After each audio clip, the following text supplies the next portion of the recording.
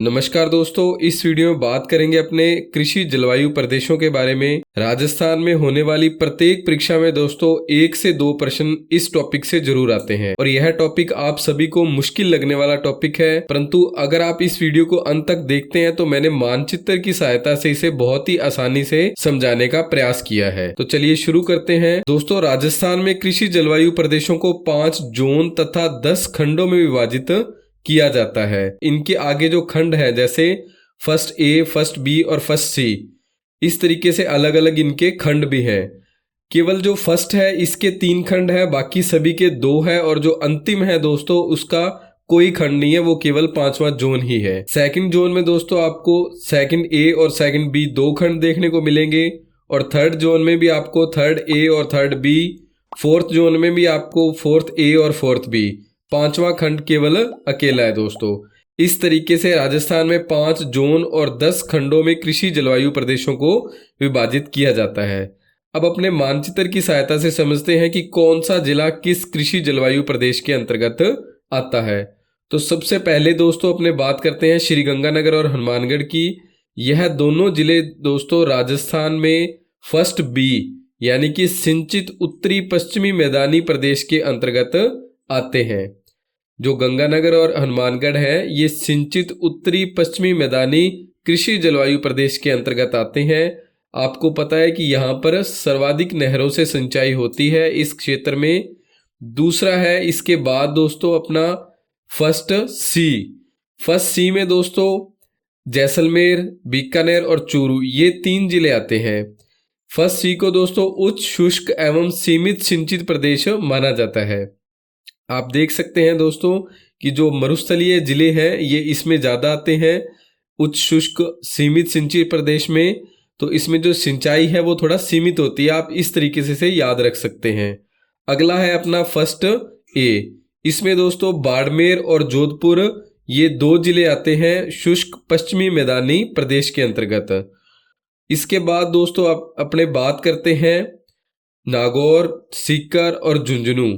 यह तीनों जिले दोस्तों सेकंड ए खंड के अंतर्गत आते हैं और इसे अंतः प्रवाह शुष्क कृषि जलवायु प्रदेश कहा जाता है। इसके बाद अगला है अपना जालौर, पाली और सिरोही। ये तीनों जिले दोस्तों सेकंड बी जो खंड है इसके अंतर्गत लूणी बेसिन का संक्रांति मैदानी कृषि जलवायु प्रदेश के अंतर्गत आते हैं। आगे है दोस्तों राजस्थान का अजमेर, जयपुर, टोंक और दौसा जिला। ये चारों जिले दोस्तों थर्ड ए खंड है इसके अंतर्गत आते हैं और इसे अर्ध शुष्क पूर्वी मैदानी कृषि जलवायु प्रदेश कहा जाता है। अर्ध शुष्क पूर्वी मैदानी प्रदेश के अंतर्गत अजमेर, जयपुर, दौसा और टोंक, ये 4 जिले आते हैं। इसके बाद आगे है दोस्तों सवाई माधोपुर, करौली, अलवर, भरतपुर और धौलपुर। ये 5 जिले दोस्तों राजस्थान के थर्ड बी कृषि जलवायु प्रदेश का जो खंड है उसके अंतर्गत आते हैं और इसे बाढ़ प्रभावित पूर्वी मैदानी प्रदेश कहा जाता है।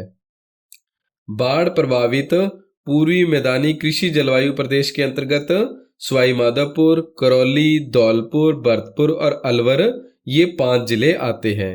इसके बाद दोस्तों भीलवाड़ा, राजसमंद और चित्तौड़गढ़, और कुछ क्षेत्र जो उत्तरी क्षेत्र है उदयपुर का, वो किसके अंतर्गत आता है? उप आर्द्र दक्षिणी मैदानी कृषि जलवायु प्रदेश के अंतर्गत, और खंड है ये फोर्थ ए। इसके बाद बात करते हैं खंड बी की। तो इसमें प्रतापगढ़, बांसवाड़ा और डूंगरपुर, ये तीनों जिले फोर्थ बी खंड के अंतर्गत आते हैं और इसे आर्द्र दक्षिणी मैदानी कृषि जलवायु प्रदेश कहा जाता है। अब अपना अंतिम कृषि जलवायु प्रदेश है दोस्तों 5वां यानी कि 5th। इसके अंतर्गत बूंदी, कोटा, बारां और झालावाड़, ये 5 जिले 5th कृषि जलवायु प्रदेश के अंतर्गत आते हैं और इसे आर्द्र दक्षिणी पूर्वी मैदानी प्रदेश कहा जाता है। दोस्तों अब इनसे संबंधित जो अन्य महत्वपूर्ण बातें हैं अपने वो भी जान लेते हैं, क्योंकि परीक्षा में इससे भी प्रश्न अक्सर पूछे जाते हैं। तो शुष्क पश्चिमी मैदानी प्रदेश में अपने अभी देखा था कौन से जिले आते हैं? बाड़मेर और जोधपुर।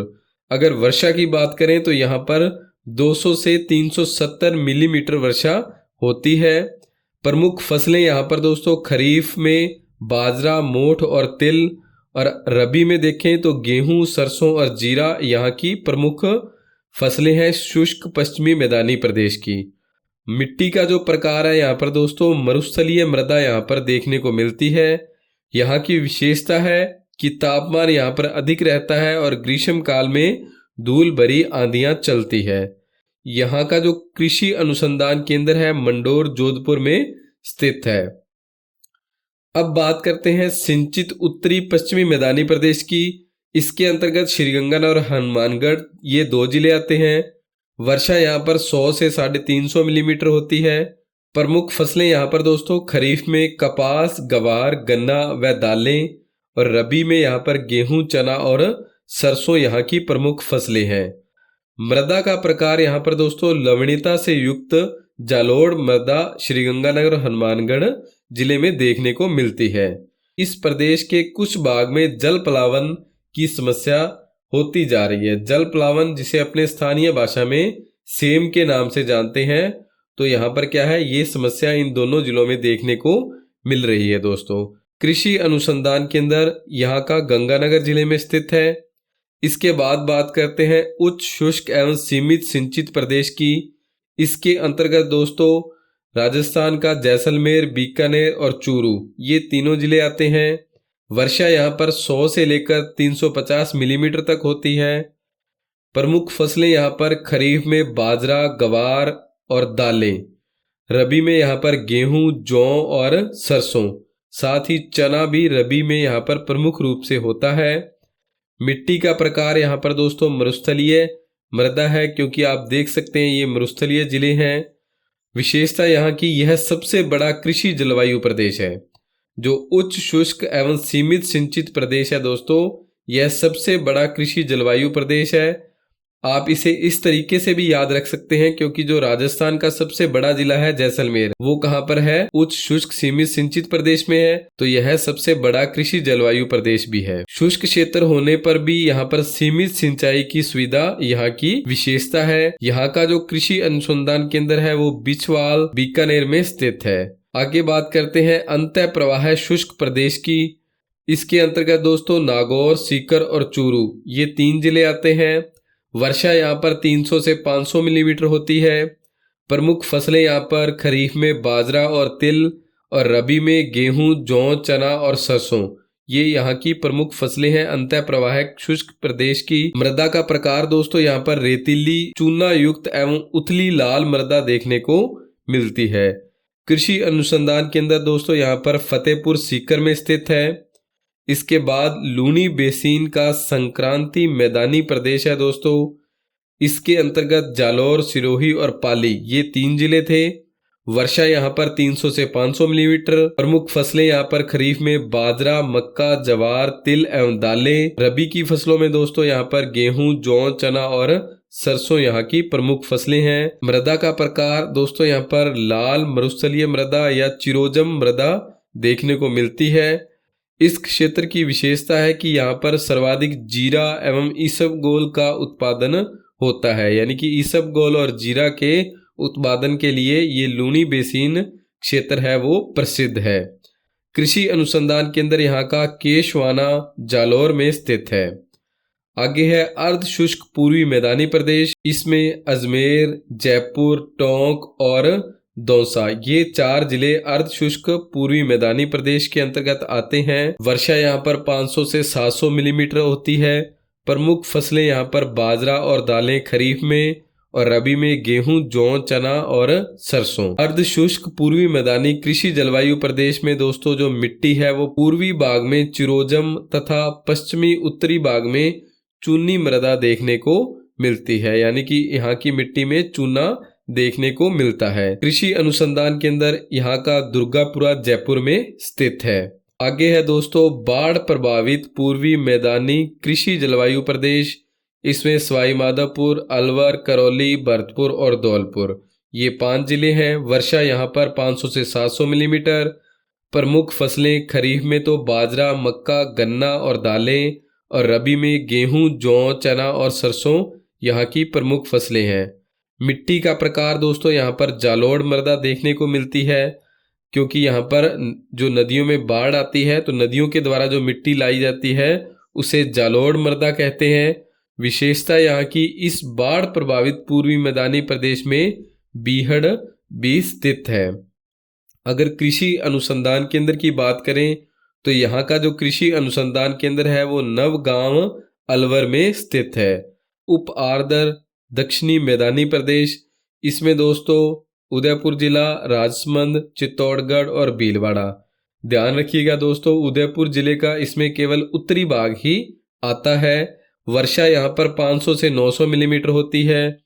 खरीफ में यहाँ की जो प्रमुख फसलें हैं मक्का और चावल है, और रबी में गेहूं, चना और तिलहन यहाँ की प्रमुख फसलें हैं। मृदा का प्रकार दोस्तों यहाँ पर जालोड़ एवं पर्वत पदीय मृदा, जिसे लिथोसोल्स के नाम से जाना जाता है, यहाँ की मिट्टियां हैं ये। विशेषता यहाँ की, यह प्रदेश अमरूद, नींबू, आंवला, सीताफल, आम, गुलाब, टमाटर, मिर्च आदि के लिए प्रदेश भर में प्रसिद्ध है। कृषि अनुसंधान केंद्र यहाँ का उदयपुर में स्थित है। अगला अपना कृषि जलवायु प्रदेश है आर्द्र दक्षिणी मैदानी प्रदेश। इसके अंतर्गत दोस्तों उदयपुर, डूंगरपुर, बांसवाड़ा और प्रतापगढ़ ये 4 जिले आते हैं। यहाँ पर वर्षा 500 से लेकर 1100 मिलीमीटर तक। प्रमुख फसलें खरीफ में कपास, गन्ना, मक्का एवं चावल, और रबी में मूंगफली, सरसों, तिल एवं अलसी यहाँ की प्रमुख फसलें हैं। मिट्टी यहाँ पर लाल मृदा, यहाँ की जो मिट्टी है दोस्तों चूना युक्त है, कम गहरी और कम उपजाऊ है इस कृषि जलवायु प्रदेश की। इसकी विशेषता यह है दोस्तों कि यह सबसे छोटा कृषि जलवायु प्रदेश है। जो आर्द्र दक्षिणी मैदानी कृषि जलवायु प्रदेश है यह सबसे छोटा कृषि जलवायु प्रदेश है। यहाँ का जो कृषि अनुसंधान केंद्र है वो बोसावट, बांसवाड़ा में स्थित है। अब दोस्तों है अपना अंतिम कृषि जलवायु प्रदेश आर्द्र दक्षिणी पूर्वी मैदानी प्रदेश। इसमें बूंदी, कोटा, झालावाड़ और बारां ये 4 जिले आते हैं। वर्षा यहाँ पर 650 से 1100 मिलीमीटर तक होती है। प्रमुख फसलें खरीफ में चावल और ज्वार, रबी में गेहूं, जौ, सरसों और सोयाबीन। मिट्टी यहाँ पर दोस्तों काली, जालोड़ एवं चिकनी मिट्टी। विशेषता इस क्षेत्र की, इसमें अफीम का उत्पादन झालावाड़, कोटा तथा बारां जिलों में होता है। और यहाँ का जो कृषि अनुसंधान केंद्र है उमेदगंज, कोटा में स्थित है। दोस्तों अगर आपको यह कलर PDF नोट्स चाहिए तो आप हमें व्हाट्सअप कर सकते हैं 8619845353 पर। आपके व्हाट्सएप पर यह कलर PDF नोट्स व्हाट्सअप किए जाएंगे। दोस्तों आपको हमारा यह प्रयास कैसा लगा, प्लीज़ वीडियो पर लाइक, शेयर और कमेंट जरूर कीजिएगा। और अगर चैनल को सब्सक्राइब नहीं किया तो सब्सक्राइब भी जरूर करें।